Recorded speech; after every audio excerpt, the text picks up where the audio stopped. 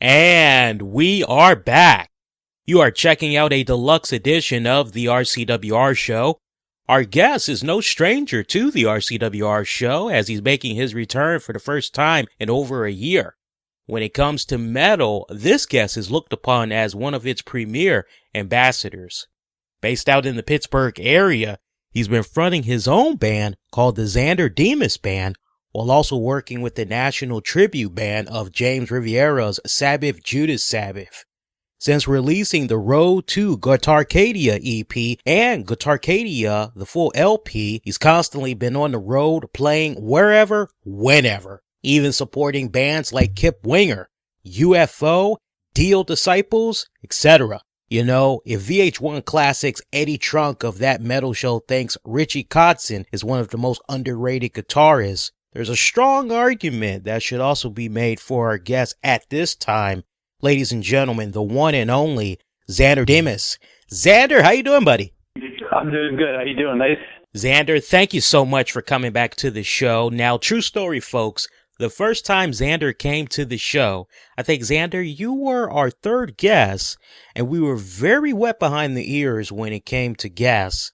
I remember how I fumbled with your last name so many times. I was kicking myself in the ass afterwards for I don't know how many months. But I gotta give you credit, man. You were a very good sport about it. It really meant a lot. No, it's totally cool. It's a Greek name, but it looks like it's just one of those names that basically gets mispronounced only because a lot of people look at it phonetically. But because it's Greek, it's just pronounced Demos. So it's like, it just looks like Demos, and everyone thinks, oh, he's a musician. It must be his little, signature or something. But no. So how's the holidays been going for you so far? They're good. They're really good, actually. How about yours? I can't complain, honestly, as I saw some goodies by accident as I was gearing up for the show here with you. And the stuff that I saw, it kind of had me going, oh, yeah, I know what I'm going to be getting for Christmas. So right now I'm feeling pretty pumped. You know, the stuff that I was able to see, it's in my studio here. So it's like, okay, I was bound to see it. Bad place to store gifts, I tell you. Now I have to pretend that it doesn't exist. Now, last time we had you on the show, so many good things were going on in your career. For the good folks that don't know, please get them caught up to speed. As last you were on here, we were talking about the Road to Guitarcadia EP and also the LP. Since then, you've signed on to a new record label, scored some endorsement deals. Tell the folks all about it. So Guitarcadia came out officially in February of last year. We got offered a small little deal on Rock and Growl Records out of Germany. And the endorsements that I picked up really were not that much different than what I already had. It just became a little bit more high profile.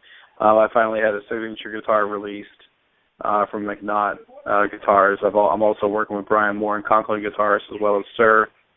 On some artist deals. I'm also working with Fractal Audio and Matrix Amps, Mission Pedals. I mean, I'm basically just endorsing the stuff I truly play now. So that's kind of a nice thing. It's kind of a nice bonus.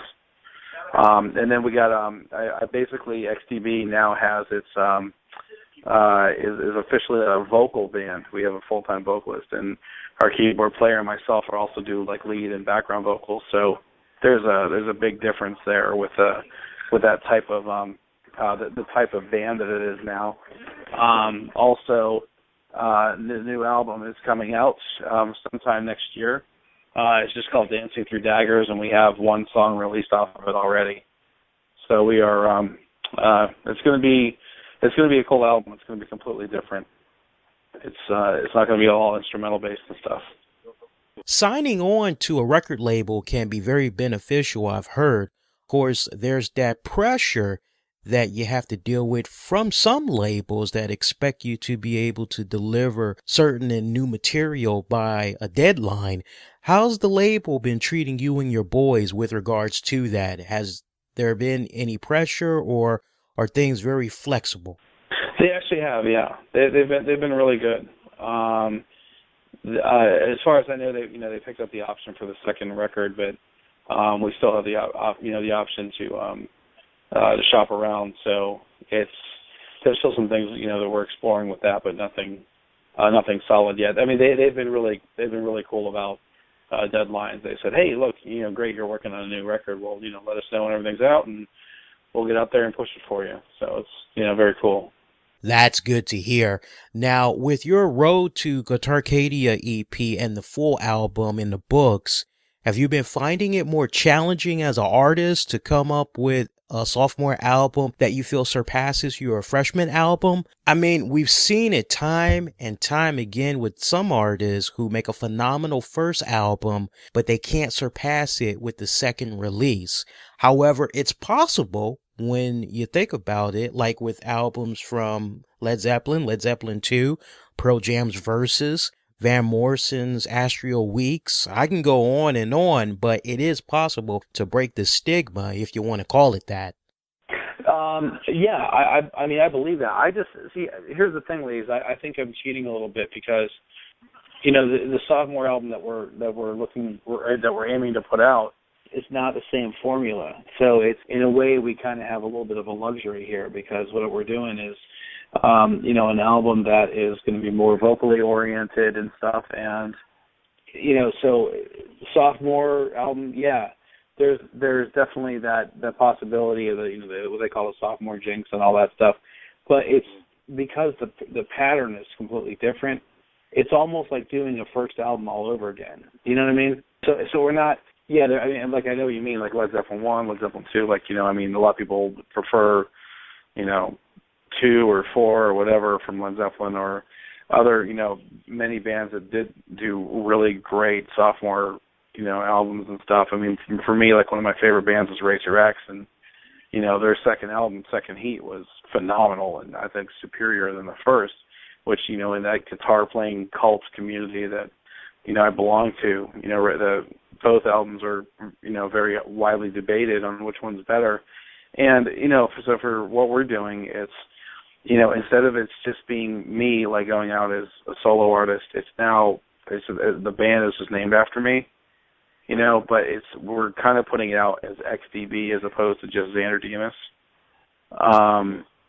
So I don't know, I just think we have a little bit, we might be able to break that sophomore jinx a little bit easier than most artists. I don't know. It might be a fair or unfair statement, but we'll see what happens when it comes out.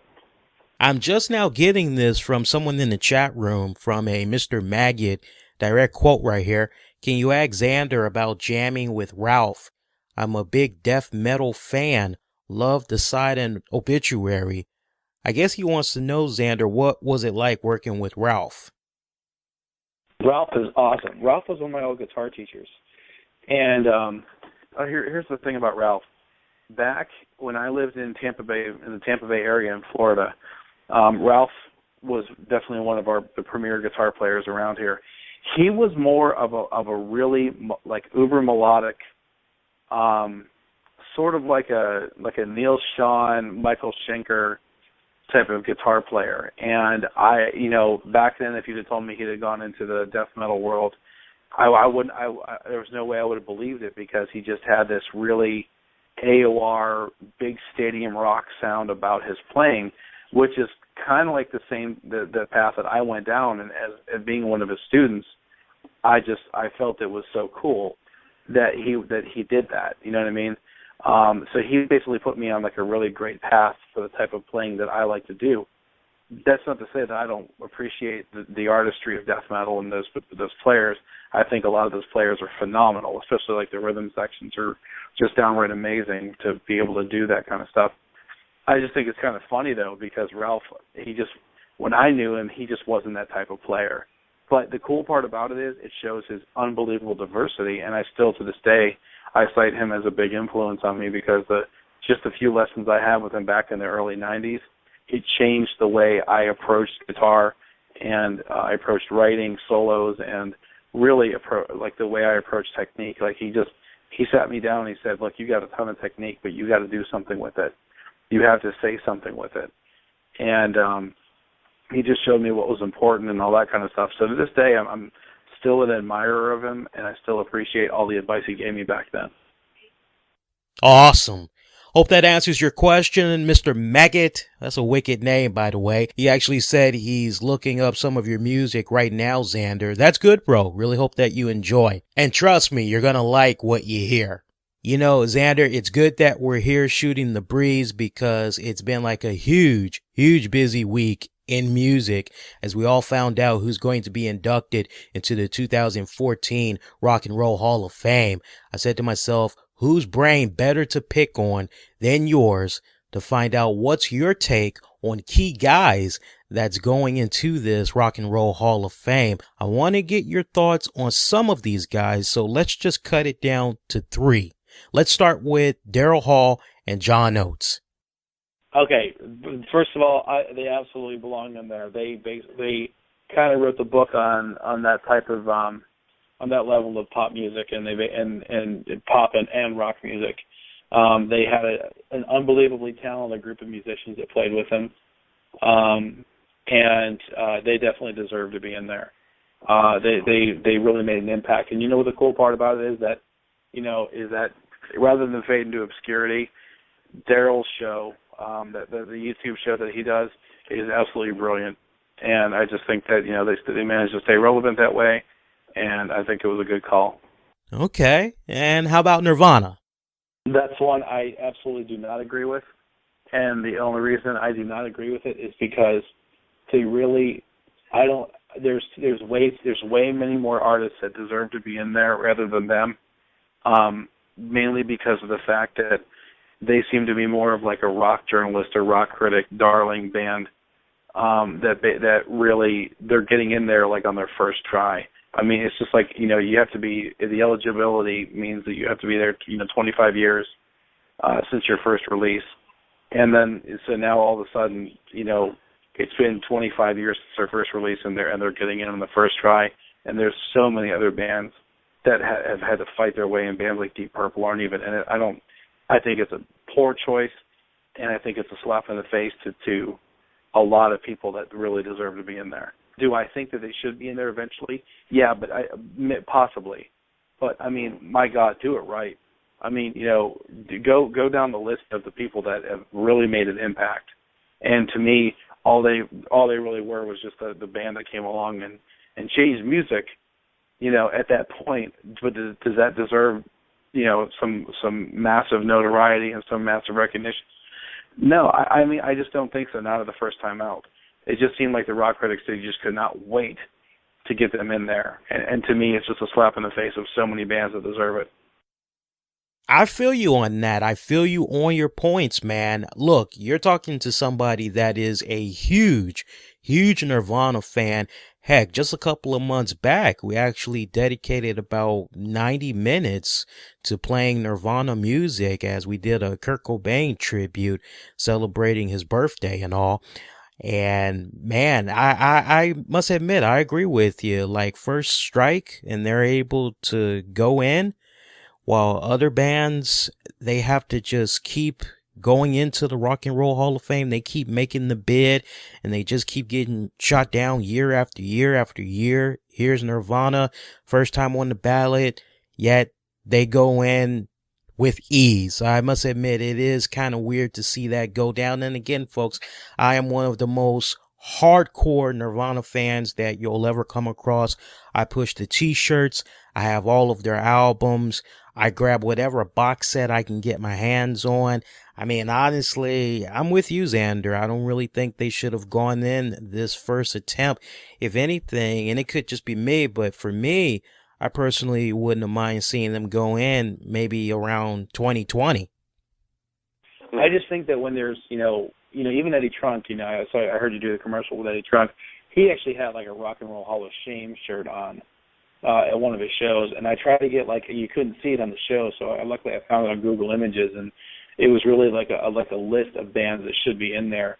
And when you realize that they're not, you go through the inductees. If you go on like Wikipedia and you go through the inductees of everybody that has been in there, and you look at the list that it's not, it's just like there's some things that are so obvious, and like wow, it's just like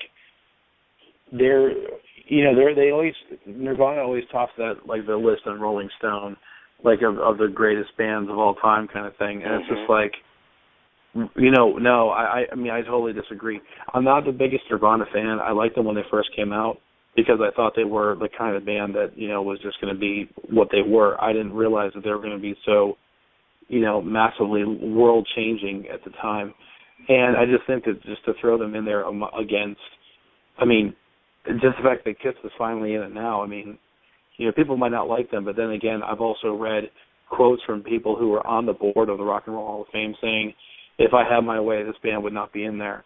But yet, if you said something like, well, if I had my way, Nirvana wouldn't be in there, those people would sit there and find ways to tear you down and say, oh, my God, how dare you? Wait a minute, what is this, a popularity contest, or is this, or is this really, is this something that, that you just believe as a rock journalist or a rock critic? I mean, I don't understand that. Like I said, to me, it's just not fair. I mean, should they be in there eventually? But I mean, first time out, no, I don't think so. Kiss. They finally got inducted into the Hall of Fame. They've been eligible now for the past 15 years, maybe a little bit more, but they finally got in. What's your thoughts about Kiss going in finally? Well, I mean, I think again, finally, getting in, and I think that that just the fact that they're in now is not nearly as satisfying. When they basically, to me, they're sort of like the godfathers of modern day rock and roll. And I'm not saying that's who has to be in the Rock and Roll Hall of Fame, but let's be realistic. I mean, Kiss is still doing it. Okay, I mean, my old problem with that whole grunge movement was the fact that those guys they didn't last long enough. They many of them overdosed or committed suicide or did something, and they didn't really do much to carry the legacy onto the music. It was there, and to me, it just died. And no pun intended. But I mean, guys like Kiss and Aerosmith, those kind of bands, they're still doing it. I mean, they still do it, and they, it might be hard for them to do it, but man, they still get out there and they put on the shows and they put smiles on people's faces. And it just seemed like, other types of music have just been, I pull my hair out sometimes just wondering like how they got to know. I know you're a Nirvana fan. I'm not knocking them for that. I mean, again, I liked them when they first came out. But again, the thing is Kiss finally getting in. It's like, well, okay, yeah, it's about time. But then all that's going to do is rile up other people like myself who are going to say, okay, now what about Deep Purple? What about this band? What about that band? And it's just going to, I think it just causes this, I mean, you can't please everybody, and I understand that. But I'm glad Kiss is in there. They deserve it. They should have been in there 10 years ago. I cannot believe that it took this long. I'm with you on Kiss. And folks, that's all we're going to be covering. We're going to just leave it at that. Those are the only ones that I wanted to talk to Xander about. I don't really care about the others, and that's probably going to upset some of you all out there. But again, I only wanted to talk about those top 3 acts right there. Now, something I think that should be highlighted, Xander, is your love for animals, as you're always looking to assist abused or neglected animals. Can you tell the folks how you first got involved and how folks can help, as I see you set up something through your music for donations to the ASPCA? Yeah, amongst others. I mean, they're a successful charity. There's some other ones that I'm exploring a little bit more too. Like I might, with the new album, I might single out another animal charity. I just got into that because it's just, it's when people start, if they have the ability to give back on something like that. I mean, a lot of people will turn to a specific type of charity, and I think it's great that they do that. But I mean, I just prefer, the animal charities because, I mean, me personally, and not that I have anything against, people. But I mean, for example, I have animals. My girlfriend and I, we both have animals, and we both have like a bunch of rescue animals between us. So it's one of those things where it's like it's just something that you kind of hold kind of near and dear to your heart. That you're like, every little bit makes a difference. And in my case, I never had kids and all that kind of stuff. So I'm like, oh, my animals are my kids. So I'd like to be able to help out those less fortunate, and I've chosen, that. I mean, hopefully I don't get, too criticized for, for not being like a human charity. I see you've got some tours coming up. Tell the folks about that. Yeah, we got some things going on. There might be, we're still working on the details on the show in New Jersey on the 18th of January. I got the NAMM show coming up at the end of that month. And then we've got some things that we're doing. We've got some local shows around Pittsburgh, I believe March, April, and May, where we're going to be supporting some nationals.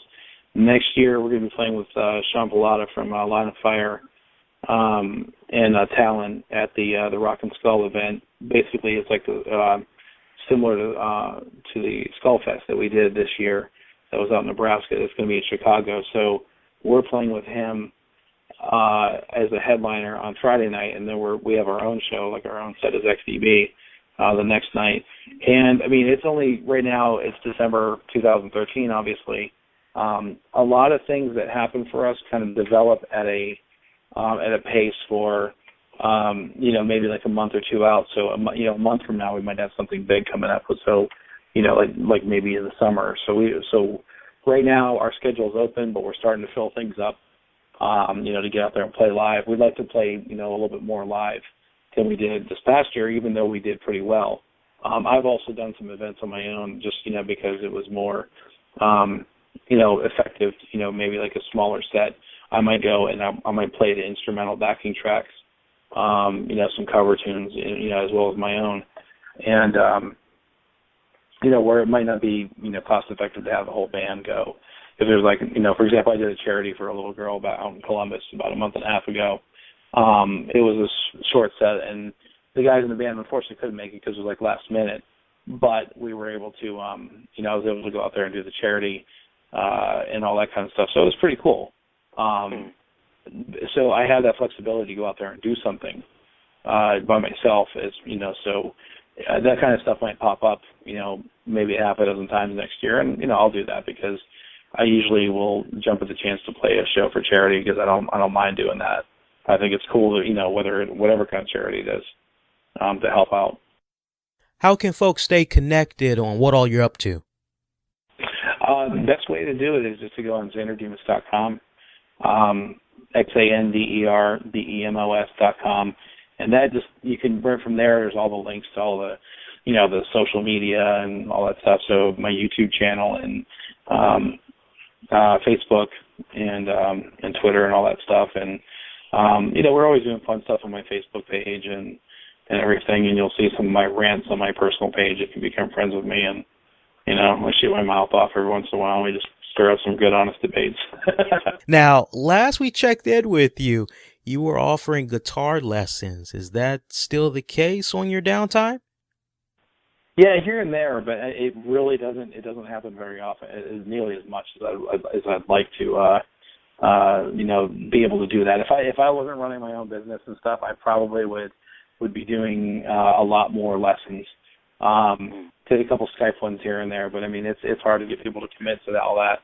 A lot of times, what I've noticed is people will like to do a lesson, just to be able to chat with you one-on-one. There might be some personal talk, and then they say, okay, show me something that you do that other guitar players don't do, or whatever. And they're not going to be committed to you like on a weekly basis, but they will be. They're very interested, in kind of capturing your attention for about an hour or so. And so I did a couple of those, and those are very cool. Well, Xander, it really means a lot to have you on the show again. As we said before, man, anytime you want to come on by, you're more than welcome. Hopefully it won't be as long as this last time, and maybe right around the corner we can actually talk about your new album whenever it's released. Yeah, that would be awesome. Also, I mean, I'm not sure if you have it yet, but if not, get in touch with Mike about getting our single, the new one, Dancing Through Daggers. It's we've officially released it, and it's a pretty, it's a cool single. It's all vocals, and everything, and it's just got a really big hook to it. And you might, if you don't have it already, contact him about it, and we'll get it out to you. I actually grabbed the song the other day through iTunes, and I'm loving it. We're actually going to premiere it for our audience right here in a couple of seconds. It had me go, honestly, bro, goddamn, when is this album gonna drop? Can you give us a time frame or something? Because, I mean, man, I'm eagerly anticipating this, and that's no joke. Oh, very cool. Well, thank you. Yeah, I mean, here's what we're doing. We're recording the EP, and the EP is just going to be, unlike what I did before when I called it Road to Guitarcadia, which was basically, of course, just a demo for the full-length album Guitarcadia. We're not going to have some little snappy title for the EP. I think we're just going to call it, maybe something like the Daggers EP or something like that. Or I mean, we don't even know what we're going to call it yet. But it's just going to have 3 original new tunes. We're doing an actual remix of the song Guitarcadia, because when we went to production with that year and a half ago, we didn't have the ability to do this keyboard beginning, this keyboard intro that I had written, and so the song was recorded without it, and so we're going to be doing that as a remix with the longer beginning, and then we're gonna throw a pair of cover tunes on there. Something fun, because we don't think we're going to put any cover tunes on the new album because we have too much original material to get out there. So the EP is going to be something that's going to be kind of fun, as opposed to like a demo that's going to preclude a full-length album. So we're going to get that out probably February latest. The full-length album will follow by summer. And folks, there you have it. Now remember what all he just said right here. Want to make sure you guys are keeping notes.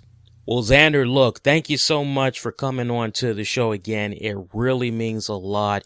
Definitely, let's continue to stay in contact with one another. Let's definitely make sure we have you come on by again once this album drops. Happy holidays to you. Merry Christmas. Definitely Happy New Year. Yep, happy holidays and Merry Christmas to you guys and your listeners. And we'll definitely love to be in touch again. All right, bro. Take care. Ladies and gentlemen, one more time, it's the one and only Xander Demos. Xander, thank you so much for coming by the show. Now, folks, if you want to stay connected to Xander, you can do so a couple of ways. You can go to his website over at xanderdemos.com. One more time, that is spelled XANDERDEMOS.com, xanderdemos.com. You can also follow him on Facebook at Xander Demos Music. One more time, that's Xander Demos Music. You can look him up on Twitter and YouTube at Xander Demos. And as far as his music goes, you can check it out in iTunes, Amazon, his website, SoundCloud, wherever else music is sold. Just use the keywords Xander Demos. Make sure that you pick up all his music, including the new single Dancing Through Daggers. That song really kicks ass. All of Xander's material kicks ass. If you're new to Xander, trust me, by the time you get done scooping all of this good music up from him and his band, you're going to be thanking me, because the music is that damn fucking good. I assure you, folks.